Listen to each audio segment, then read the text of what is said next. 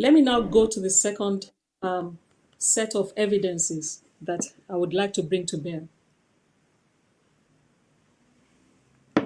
And it has to do with the Ethiopian Eritrea military offensive against Tigray. The Tigrayan war is instructive, and this case stands out. It is a situation in which all of the threats to the African Union's normative framework come together, completely, or at least almost completing the unraveling of the AU peace architecture. The war, which broke out in November 2020, revealed an alliance between the governments of Ethiopia and Eritrea, who has reportedly developed, and I don't have these details up to date. As of the time I followed it up to date several months ago, it had more than 12 divisions in Tigray. And it has been much more ramped up since the outbreak of the war. Eritrean troops have been accused of many atrocities. In effect, if you like, crimes against humanity in Tigray. There is no official count of just how many Tigrayan lives have been lost, but it is estimated that some 5.2 million people need humanitarian assistance in Tigray today.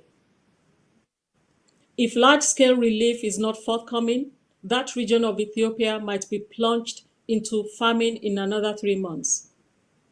I think we've picked up those reports in recent times. Ethiopian and Eritrean soldiers are currently blocking aid to the region. Indeed, for much of the nearly 6-month war, now over 6-month war, I must say, blockage of humanitarian access and communication blackout have been a recurring feature. The scale of devastation against civilians in Tigray is of great concern and has raised questions from the international community outside of Africa. We might be watching with our arms folded the largest humanitarian crisis and disaster unfolding on our continent in a while. I know we've had the situation in Mozambique, and I'll speak peripherally to that later. It is one thing not to act, but it is another to be indifferent when the world tries to help. Thus far, there is no credible or legitimate African institution to deal, even informally, with the international community on the question of the humanitarian crisis in Tigray. And by the way, we also hear very little about the cost of this war to the entire people, for the entire people of Ethiopia and Eritrea too, that have committed so many of their men and women to this war.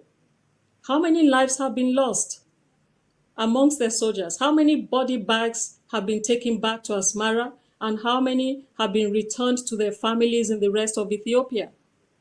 Who is counting the costs?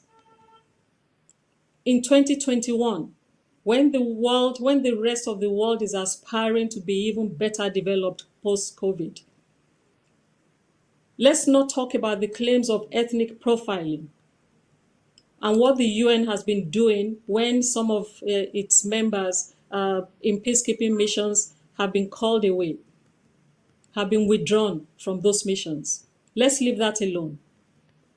What's more significant is that we are seeing a crisis of norms. It is a setback for the move from non-intervention to non-indifference. The foundations of APSA are being short-shrifted.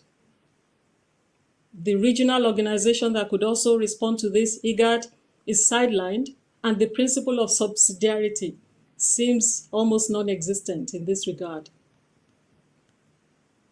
In addition, some of the dynamics of the Tigrayan war confirm new threats to Africa. We're seeing a militarization of the Horn. We're also witnessing a renegotiation of the African state, and I'll come to this shortly.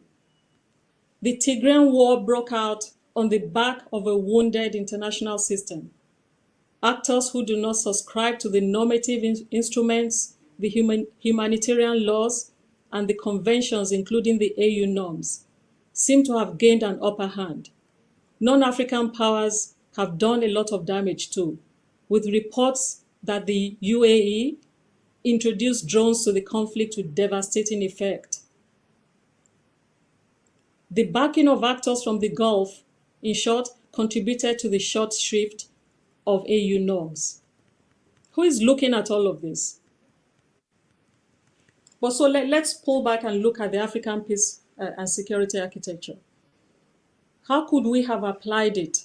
How could it have responded to Tigray?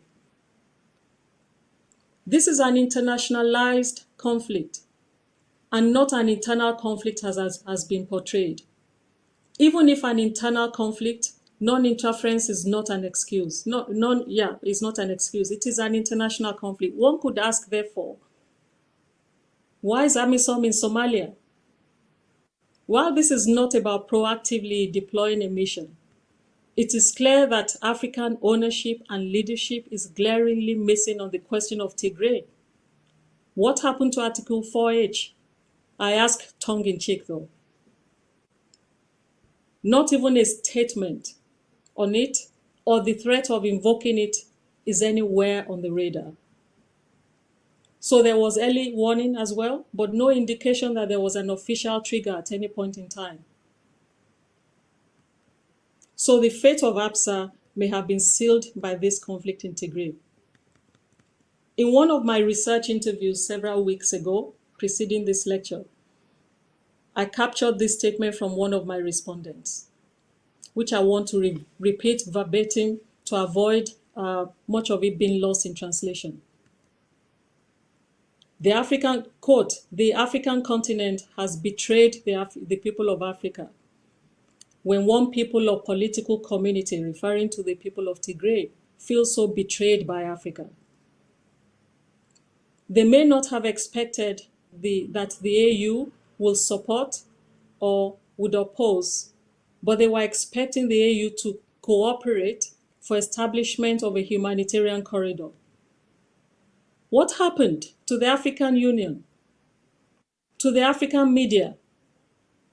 Africa is silent and indifferent. How can a continental organization keep silent in the face of the suffering of the very African people it claims to exist for? The African Union is complicit," unquote. The question must be asked, where is African leadership and ownership, particularly when Africa's representative at the UN imply internationally that Africa would lead? You may have been following some of the conversations in the UN Security Council. There is more to come in Tigray. It seems the war is far from over.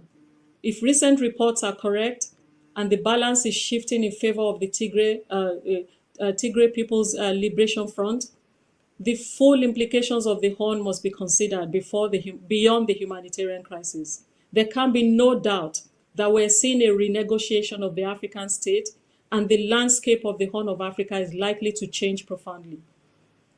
The nature of the African state is what this conflict is about, let's not forget. This is fundamentally an unfinished ideological conflict between those who seek a centralized unitary system and those who argue for a multinational ethnic federation, period. Whichever way this war ends, we see a domino effect in the Horn of Africa. The AU, or at least the rest of Africa, will be confronted with the question of how to structure the African states. A few decades ago, the leaders of Africa agreed an arrangement to preserve colonially inherited borders. Where are the leaders to lead a new conversation if the current landscape of the Horn faces severe and imminent contestation? Sadly, the militarization of the Horn has already begun, and so this ideological conflict might not be settled without wars of unprecedented proportions, unless African leaders take full cognizance of the evolving situations. As I try to come to a close, the implications of all of this and the role of external actors is something we have to bear in mind.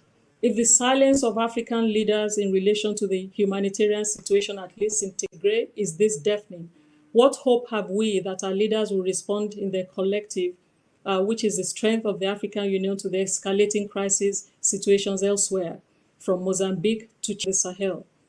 Perhaps it's already too late, African leaders may have already ceded much of the continent to all forms of external actors with both benign and harmful intentions. The militarization of the Horn of Africa is already in process, if not significantly advanced. So avoiding a situation in which Africa becomes the place where vultures feast certainly requires a kind of collective and strategic leadership that is thus far missing. The geopolitical interests in Africa are not likely to subside anytime soon.